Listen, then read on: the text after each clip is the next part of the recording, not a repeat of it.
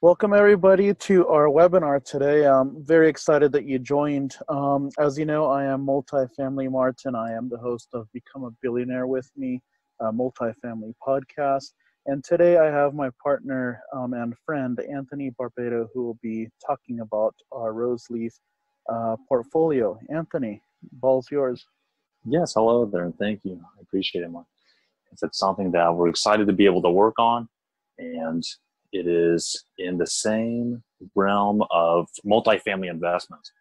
With seniors housing, the train of thought is how is it that we can use real estate to provide the highest returns for investors and the most value to society? And just by looking at the different asset classes that are out there, it became apparent by looking at the data that it's seniors housing that's coming up in demand, and it is the investment that has the highest returns, it has the highest demand, and all around it's how it is that we can produce the most value to society using real estate, which is why we've put together consolidated care homes to right now purchase the Roseleaf portfolio of assisted living in Chico and Orville. Now, I'd like to share more about the demographics about seniors housing and lay the foundation about what it is that makes seniors housing the asset class to invest in. We looked at all the different types of real estate that are out there. There's multifamily, there's seniors housing, there's student housing, there's self-storage, industrial, offices, and all the above.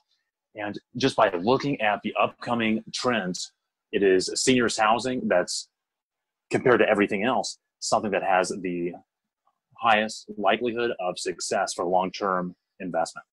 It's because of the crossroads of being high demand and then also having high returns and the recession-resistant element of it. And it's something where if you look in 2008, for all the real estate investors that are watching, that is the year of infamy.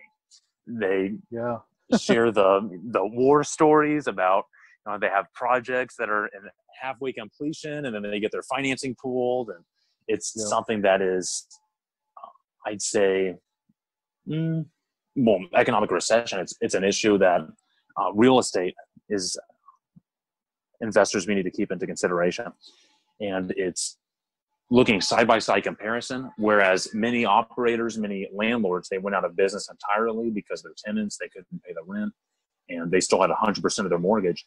Whereas seniors housing, in that same time frame, it only experienced a 4% dip in occupancy on average nationwide, going from 92 to 88.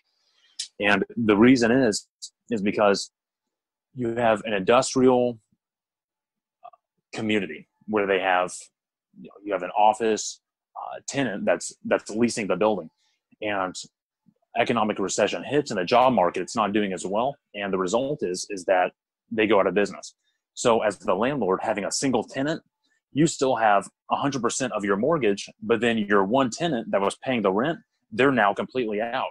So you have zero income, you have 100% of the debt, and it's a recipe for disaster. Whereas seniors housing, it spreads the risk because the people in assisted living, they are not dependent on the job market. It's not dependent on going and working a 9-to-5 job in order to pay for their stay in seniors housing.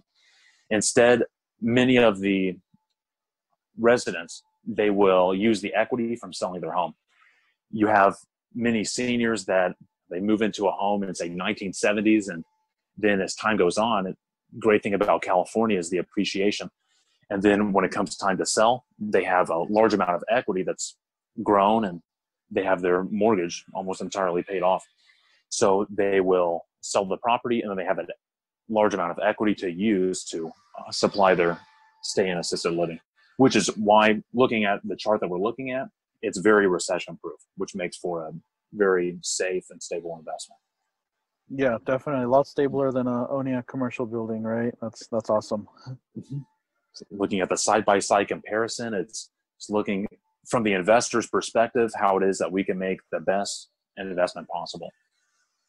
And low risk coupled with, on average, looking at the different asset classes over the long span, it's seniors housing that prevails. And the reason behind it is if you take a multifamily apartment building, you construct it, and it's a blank canvas on the inside for the tenants to be able to create their own quality of life. They move their own furniture in, they bring their own family, and it's something that they have unanimous control over. They are the creators of culture within that space. Whereas with seniors housing, it's the managers, their responsibility to create the quality of life for the residents. Because the residents, they are dependent on others for activities of daily life. It's our responsibility to make sure it's a safe environment, make sure it's something that is a comfortable environment for the residents. And because you're offering more service on top of just owning the real estate, there's additional margins that are built in. And then looking at the market demographics coming up of who it is that's going to be using seniors housing, it's exponential growth. Just looking right now that we're in the turn of the decade in 2020, you see it's only going up from here to where in the 2030s, 2040s, on the nationwide scale, it's growing at a very rapid pace. And then our projects of Chico and Orville, both of them are based in Butte County. You can see that looking at census data, it is also geometric growth. The one that is the most important is looking at, okay, 75 and older is the demographic of people that need seniors housing. And of that age group, 75 and over population, how many of them have the income to be able to pay for seniors housing? And that group in specific, the middle bullet point, is growing 37%. So by default, if the assisted living business is at, say, 60% occupancy, it's going to grow over the course of 5 years up to almost 100 just based on the market around.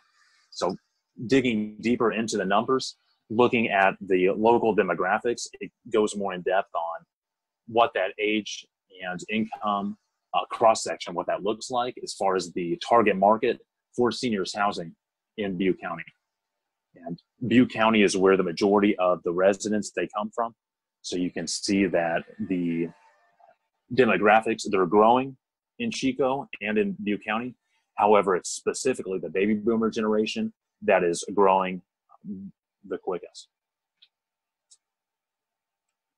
And then with the market conditions being very favorable, it's a matter of having a team together to make sure that it's a successful venture and that it comes out to where the highest quality of life is created, and in turn, the investors, they receive the returns from the project. So we've found in the specific industry, assisted living, we found seasoned veterans to be able to manage the project, and with Consolidated Care Homes, a background of real estate and business leadership.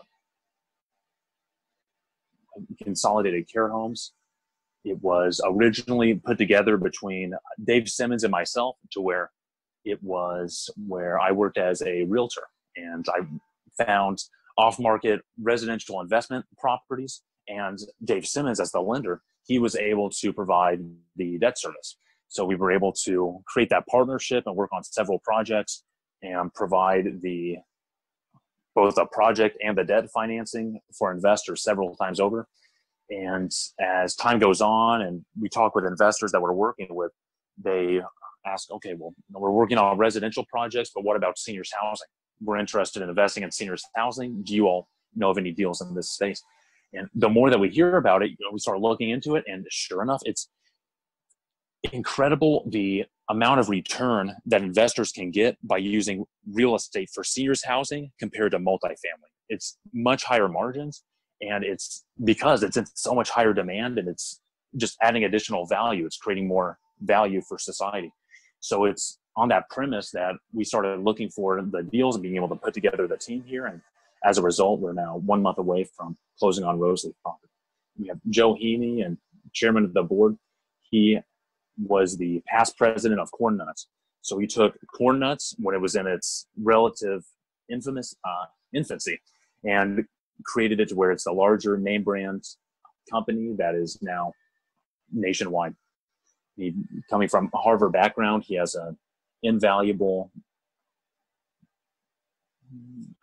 history of experience being able to work on successful ventures, and because of that, his expertise has been invaluable so far in this project. Then partnering with Multifamily Martin has been successful as well, and be glad to share more about your background, Multifamily Mart. Yeah, definitely. So I'm a Silicon Valley tech entrepreneur, started out in tech, also owned the first all organic market, owned an online dating site, I ran an online dating site, and moved into real estate investing, investing in properties over 4 states, and recently started a podcast titled Become a Billionaire with Me, which focuses on multifamily investing. But after having Anthony on my show, I've definitely seen um, the amount of money that you can make in investing in senior care living. With all the baby boomer, generation coming up and needing care. There's definitely a huge market for that. So, yeah, very excited to partner with Anthony on this project, and it's just an awesome project that really gives back to the elderly community and is able to help them out and provide a high quality of life for them. Mm-hmm. We have seasoned veterans from real estate industry here to come from real estate perspective and look at it from the investor's shoes. And we partnered with industry specific veterans with Highland Senior Advisors. And so it was the Highland Senior Advisors that we worked with on the due diligence on the project and looking at it from the deal perspective, how we're putting together the deal. They were able to provide a lot of guidance coming from starting company from zero to altogether 300 million in assets. John Roseleaf did, and up in New Jersey. Then Andrew Badu here in Berkeley. He's a local advisor to where he used to be the overseer as far as the vice president of sales at Carlton Senior Living here locally. So both of them have the expertise to help with the guidance as things go forward. Now, as far as the boots on the ground presence in the Roseleaf communities, it's Peer Services.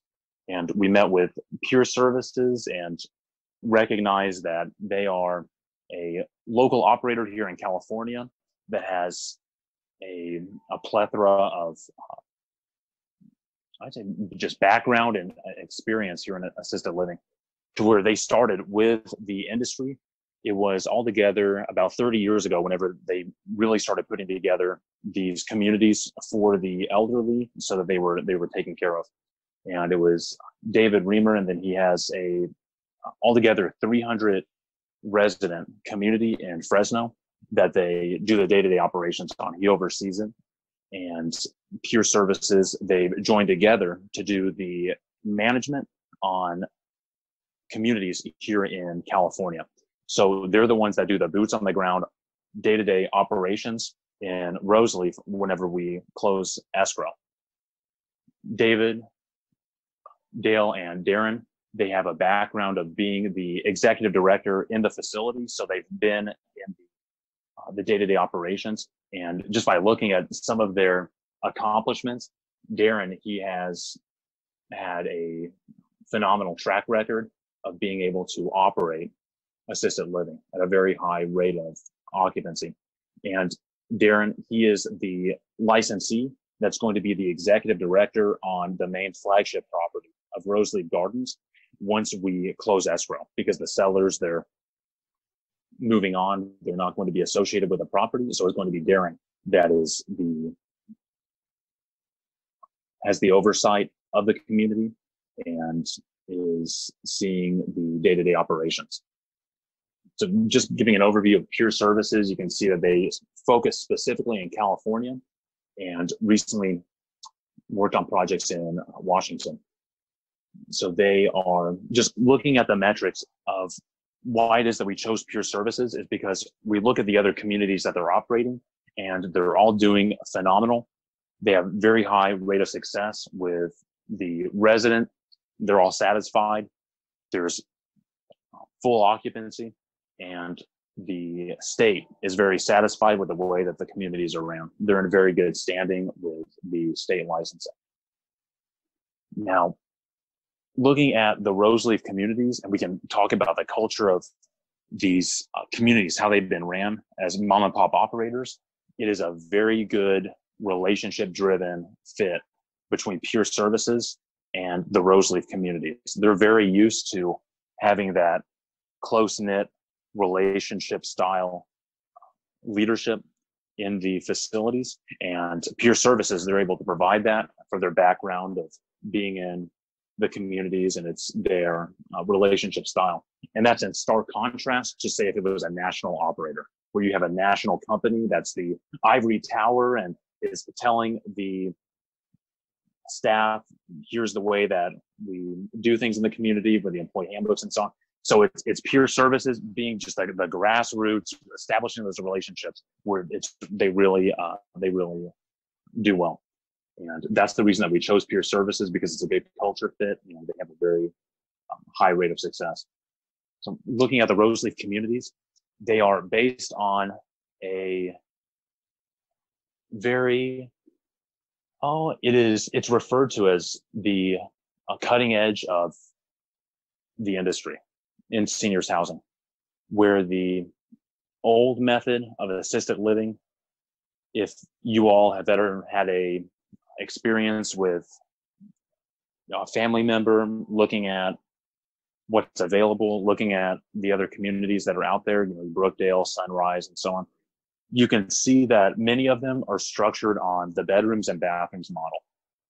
The other communities that are available for seniors is that they usually have their dormitory style bedrooms and bathrooms on the exterior wall of the community.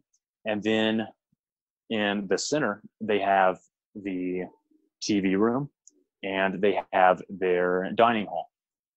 So the majority of the time that the residents spend is either in their bedroom, it's in the community TV room, or it's in this cafeteria. And because of that, they don't have the same quality of life because their freedom of choice is taken away. They don't have the freedom of mobility to choose whether they like to go outside or what other areas they like to access. And it's a very draconian way of going about it. It's more about being safe from the residents' perspective, being able to keep them to where they don't, wander from the facility, or they don't become injured. So they just keep them sitting down in the main area. And the result is that it's not the highest quality of life. Whereas the Roseleaf communities, they're based on the dementia village concept. And then this is something where in the Netherlands, they've created a community where it resembles any main street in any given town, where they have the post office, the grocery store, they have the library, the florist, the beauty shop, and all these different things that the residents, they've grown up with and they become familiar with.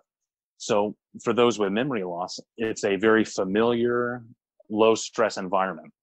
There's higher functionality because the seniors, they're able to go throughout the community, and they can go grocery shopping, and they can enjoy a higher quality of life interacting with their surroundings that they're familiar with, that they've grown up with, that they remember, as opposed to being an institutional, kind of cold and sterile environment that a lot of the conventional facilities are like. So they've created this dementia village concept in the Roseleaf communities, and the result is that the residents, they have very high quality of life. They're moving around, they're interacting with the environment, and there's a bistro, a movie theater, a sports bar, a library. There's all these different amenities that they've created, and the families as well, they have the peace of mind that their loved ones are well taken care of, and that it's something that they've made a good decision with for the lifestyle of their parents. To give you an overview of the communities, it's 3 communities in total, 2 of which are in Chico, and then 1 is in Oroville. So the main Roseleaf Gardens, it produces altogether 60% of the revenue It's the larger, it has 54 occupancy.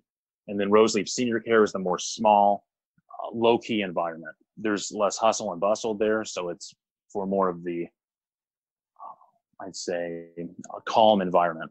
And then Roseleaf Oroville is at a lower price point.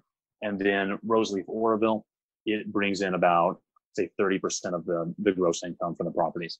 So then looking at the numbers, it is currently producing an 11% cap rate. So then from the investment perspective, all of these, as far as the culture of the business, all the effort that they put into creating that culture and this Roseleaf concept, the higher quality of life, it's paid off in dividends. And the result is that they have this 11% cap rate that we're buying the properties at. So the quality of life is high and they're providing a lot of value. And the result is that it's to where they're able to pay the debt service very easily, a 2-time multiple for debt service coverage. And because of that, there's excess cash to cover the investor's return very favorably as well. Then looking at the numbers of the per bed basis, we can see how the numbers align. Now, the sellers, mom and pop operators, they've grown the portfolio from 6 beds over the course of 25 years to now 132. And it's been a labor of love for these owners. Every time we go to the facilities and we hear about the communities, it's something where you can tell that it's really been their life's passion, and it's a very turnkey community portfolio that they've created. However, looking at it from the business perspective, you can tell that they've put making money on the back burner compared to just creating the Dementia Village concept. So the result is that the occupancy throughout the communities is 85%. And we asked them, how come the occupancy, the competition in the areas in the 90s, 95 rate, and they're 85. And we asked them, and they say almost proudly that it's something where it's the word of mouth through the community where they've been able to get their business. And they don't do any outbound sales. They don't do any marketing for the communities. They don't have very much of a marketing presence. And it's completely just through the word of mouth of the positive reputation that's been built up over the last 25 years in Chico and Oroville. And it speaks in volumes that they've had that level of success just through organic word of mouth, where the residents, they've been treated well and the families recognize that. And then they tell their families and their friends whenever it's time that they need to find a place for their loved ones, that Roseleaf is the recommended solution. However, whenever we go into the facilities, because they've just been approved for their license for an adult day center, we're able to create the additional funnel of residents into the facility in order to bring the 85 capacity up to 100. And the way that we're able to do that is because the license for an adult day program, which is the only one of its kind in Chico, specifically for residents with dementia, it's just been approved, and they haven't implemented it just yet because we've been in escrow, and that's been their primary concern. They don't want to start up something where they won't be able to finish it. So as soon as we close escrow, we'll be able to begin to utilize the adult day program once everything is stabilized in the communities. And that adult day program, it brings in residents from the community so that they can stay at Roseleaf and have the social interaction, and they can have the meals, they can have the care from the caregivers for 8 to 5 during the weekdays, and then they are brought back to their homes. And the business, it's a very successful business model with 50% profit margins, because the debt service is already attached to Roseleaf Gardens. So there's no additional physical structure that needs to be created. It's taking place in the physical building that's already there. So it doesn't require any additional capital expenditure to start up the daycare, because the license, it's already in place. We're just transferring it over, and it all takes place in the existing structures, which are in excellent condition because they just put in $1.5 million to renovate the main flagship property The Dementia Village concept inspired Roseleaf Garden. Now, everything being said, where it's a successful business right now, and we're able to provide the investors an 8% preferred return on their investment, and they are paid in monthly payments throughout the year. So they get paid the first of the month, every month for the duration of the investment. Then whenever we refinance in 3 to 5 years, the investors get a 1.5 time multiple on their initial investment. If they put $1 million in to the project on day one, they'll receive $80,000 every year and $1.5 million in 3 to 5 years whenever we refinance. And the timeline that we've recently been working on to set up to close here in early March is that we have recently gotten the appraisal, and because we're buying the communities for $15.86 million, the appraisal has come in at higher than what we're buying it for, $17 million, which is successful. It's something where the lender approves. Then the debt financing has been secured. We've just recently, on the 31st, we've given the 30-day notice of sale so that the residents and their families and the staff were all notified that the communities were being sold. And it's now just a matter of closing here in early March. We are offering altogether an outstanding amount of $3.9 million that investors can invest into these communities. And then the current amount of equity that's been raised so far from investors is $1.1 million. As the timeline goes on, we've raised additional investments, and it's something that is 1031 eligible. They can invest direct on title, and they can also use a self-directed IRA retirement account to invest in the project. The debt structure that we're using to buy the communities is that we are using the Bridge to HUD program. So in seniors housing, because it's in high demand and because there's not enough supply out there, Uncle Sam has created very favorable financing for those that are buying assisted living. So it's common to use the Bridge to HUD program, which has very favorable rates. So it's 85% loan to value, non-recourse debt. And the bridge loan, we're able to use it to get it's 6.5% interest only payments. And in 3 to 5 years, whenever we refinance, then that is when the investors receive the payment at the close of the investment. So the $5 million, about $2.4 million is going towards the equity down payment. And then the other 2.6 will be used for working capital in the interim. The way that we have it structured is that it's the real estate syndication.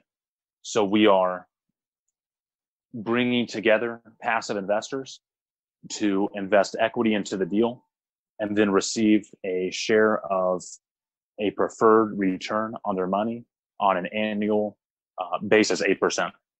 And then the multiple in 3 to 5 years. So as Consolidated Care Homes, we do all the operations, and the passive investors, they receive the return, and it's a completely hands-free passive investment. Now, looking at the numbers as time goes on, this is something I'd be glad to share additional details with. We're taking a look at 2019, how the performance was annualized, and we are expecting the same rate of return in 2020.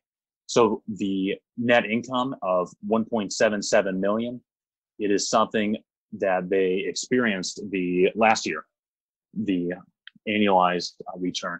So then the adult day program, which will be starting at month 6, it will continue to grow as time goes on until it reaches altogether $550,000 in net income by year 4. And then the debt service, which is altogether 6.5% interest, it will be the $876,000 payable on the annual basis. And then Pure Services, the boots on the ground company that we're working with to do the day-to-day operations, they receive 5% of the gross revenue from the base business as well as the adult daycare once it grows. And then the investors, they receive the preferred 8% return. So on 5 million, as time grows, they'll be able to receive that preferred return before the principals do. And then as time goes on, just to show the action items as we go through the investment, it is where we'll first stabilize the communities and become familiar with them and understand how they've been operating. And then as time goes on, we'll be able to add the additional value add adult day program and the outbound sales to geriatrics, doctors, the community, being able to spread awareness about the Roseleaf communities. And then as things, they progress, once the residents, they cycle through and they come in at the current market rates, the net income will increase over time, and we will be able to refinance in the time of 3 to 5 years. And then at that point, they receive the 1.5 time multiple on their investment.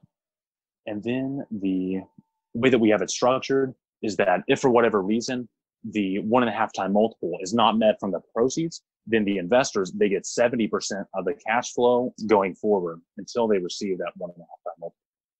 So if we refinance at, say, year 3, they receive a 1.5 time multiple within the next year.